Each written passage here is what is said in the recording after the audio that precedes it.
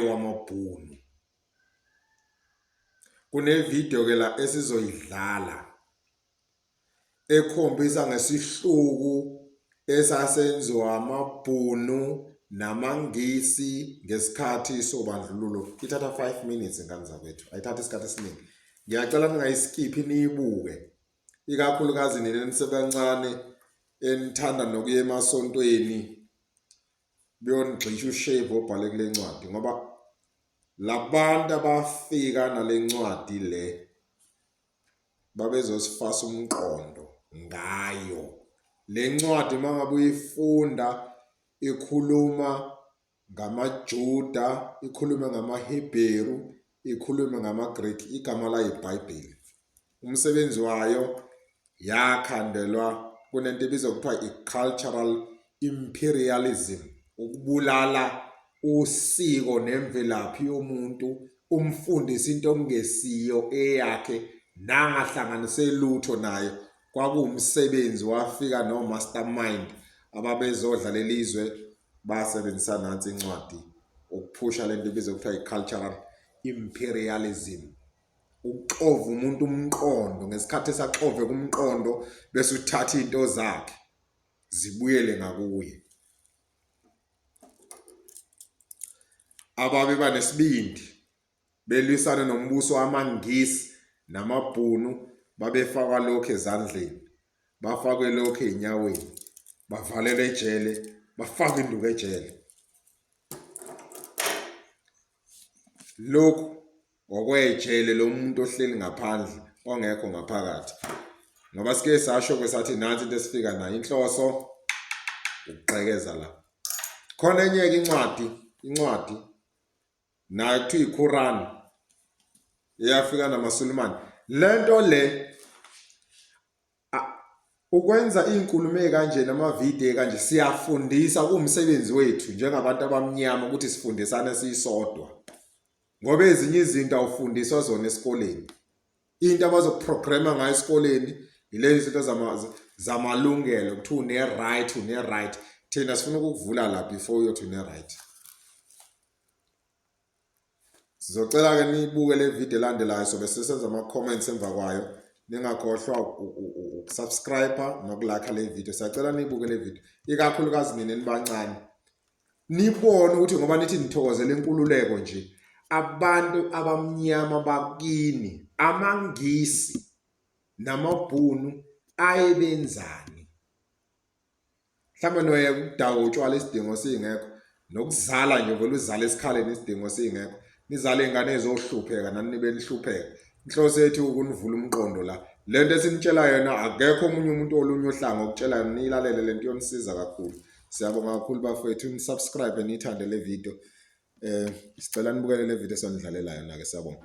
Amandla awethu, amandla awethu, Oliver Tambo thetha yobotha.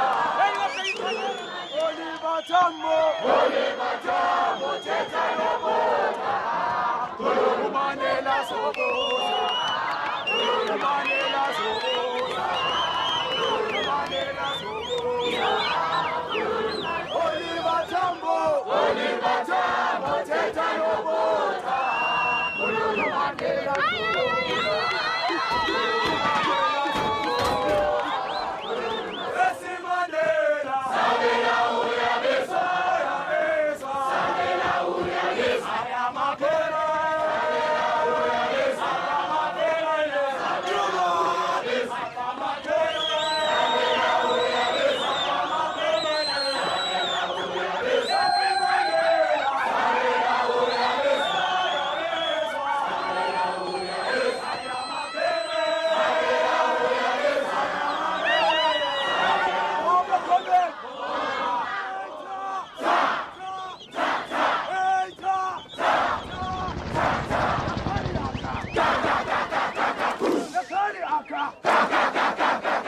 Hey,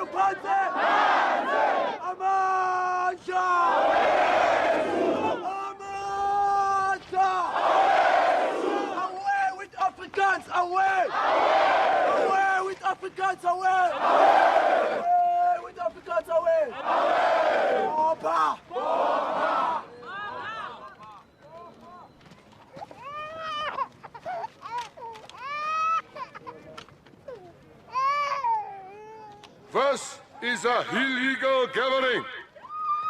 The time is now 9:23. You have 3 minutes. At 9:26, you must disintegrate. Thank you very much.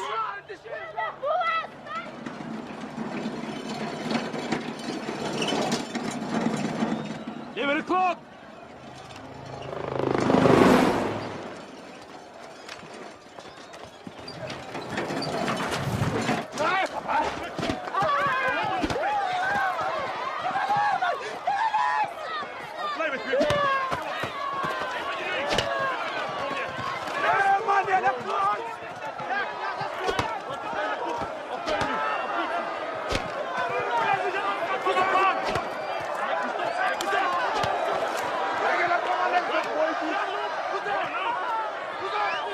Requesting you that instead of making a mockery of this warning, that you stop this action immediately.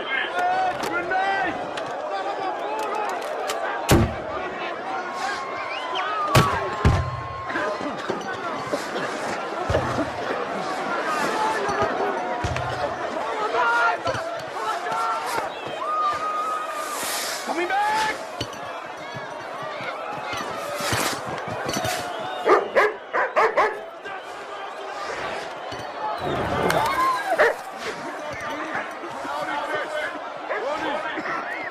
Stop this action immediately.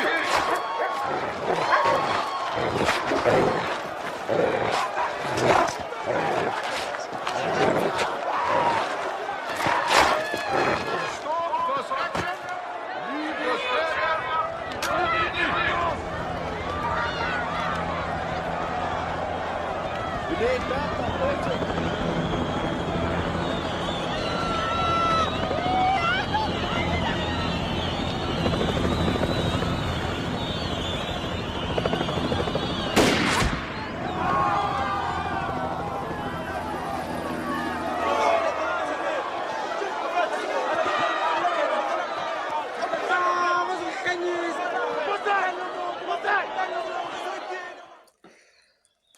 Uyabona ke isona sihluku ke lesi ebesikhuluma ngaso esiqala kunibonisa sona ebesenziwa amabhunu namangisi esenza kubantu abamnyama ngesikhathi sobandlululo. Le video sivezele ukuthi uyazi kunalento ethi uzabantu mayekhuluma athi umuntu ngeCovid ngesikhathi seCovid yabo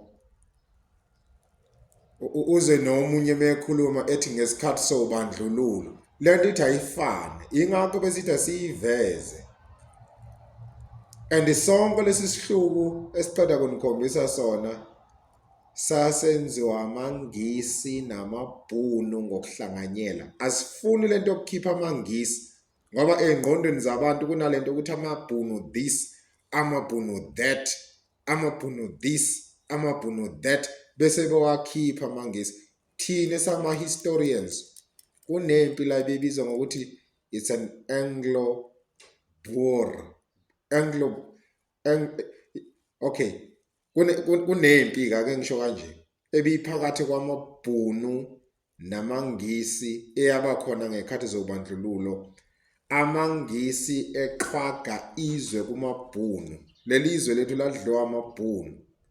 Yabona afika amangisi aliqhaga kulo. Yingakho namhlanje la izweni lethu sikhuluma isingisi because of Rule Britannia. Ama historians azokwazi ukuthi lokho kusho ukuthini sokuchaza ngelinye ilanga. inhloso akukhona ukuchaza ibanga elide namhlanje bekukunivezela le video le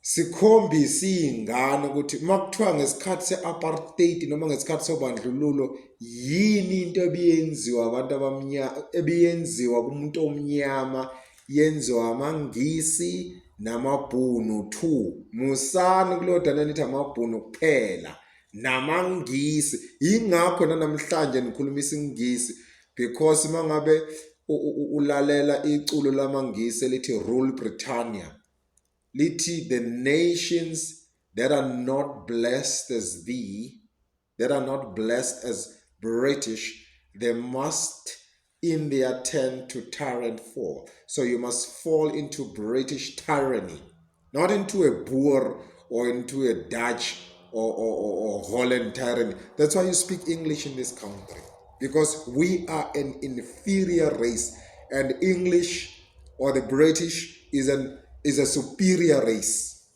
You understand? So inhloso bakunivezelela labantu kababenza lesi sihluku ingane zakwethu iba bafika nalento le. But asithanda umakhelwane bethu ngoba siyithanda thina, asikhalela uIsrayeli, sithandazela uJuda. Sonke lesi sihluku esasenziwa kubantu abamnyama kungakhulunywa ngaso ngoba thina vele siyizinja okwakufuna ifakwe enduku. Uyabona ngeke ngisho lento le ngithi kungakho inja mzukwana umqalo wendlela umprofeti wamaNazaretha efika la wathi ngafuyo nisibonile isihluku esasenziwa amabhunu namangisi kumuntu emlumisa ngenja ngisho umuntu wayekhulelwe wayelunyiswa ngenja ngoba kwangathiwa sabantu kwakuthiwa samakafera. You understand? We are house of radical intellectuals people. House of radical intellectual. Into siyibeka ngoba injalo asifuni lo sithi KKK la. Understand? Asikhulumi ngo-K la ngoba khona ama-Kellogg's, khona ama-kangaroos. Izodideka ingane kwakuthiwa umuntu omnyama uyikafer noma uyinigro alunyiswe ngenja ashawe udliwe izwe lakhe. Abantu ngokubona imkhukhu nje bafakwe induku baphuca indawo zabo bafaka emkhukhwini bahlupheka. Nansi into yalekelela ingane zakwethu. Nansi namhlanje mangabuye esontweni akukhulunywa indaba yomuntu omnyama, kukhulunywa indaba yama-Greek, kukhulunywa indaba yama-Hebrew, kukhulunywa indaba yamaJuda noma ekaMuhammad mawulandela amaSulumane. Kodwa lezi zizwe azisilandeli. Mawufunda umlando yize zagqila zathina ukuthi sibe yilezi zinto esizona namhlanje. Besithi asinivule nje umqondo wengane zakwethu kuningi okunye sisazonibonisa khona.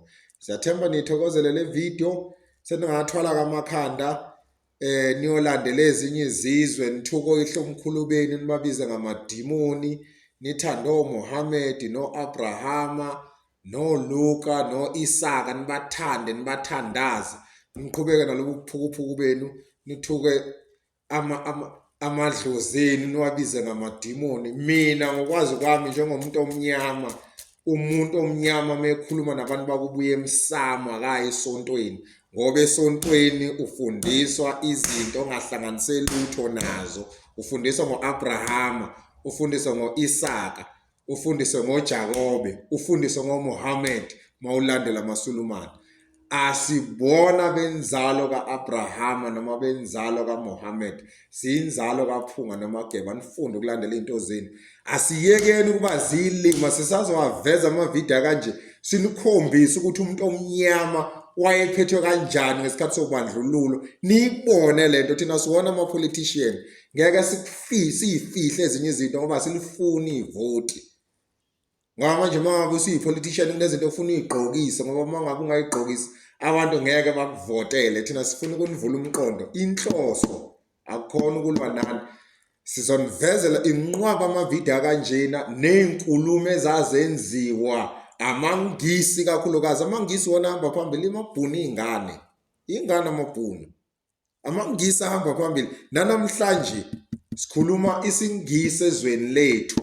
Asiwona amangisi. Kodwa mawungahambi eEngland ngeke wafica amangisi ekhuluma isiZulu, wafica ekhuluma isingisi sakubo. uye eFrance ngeke wafica ama-French ekhuluma isiZulu noma ekhuluma i-English, wafica ekhuluma isi-French sakubo. Uye Italy same thing, uye eGermany same thing, uye eSpain same thing. La eAfrica uyosifica sikhuluma iy'limi zalabantu ababesigqilazile ababenza lamasimba esiqeda kunikhombisa wona ngoba amasimba lento abayenza. Yingakho isonto ngilenyanya. Nibe right bafowethu. Hambani-ke nesontweni niyophakamisa inombolo engasabeli ngoba ayisabeli la nombolo. Banifaka banigqokisa amakhalibhodi niphethe inombolo engasabeli. Nibe right bafowethu, nibe grand sharp.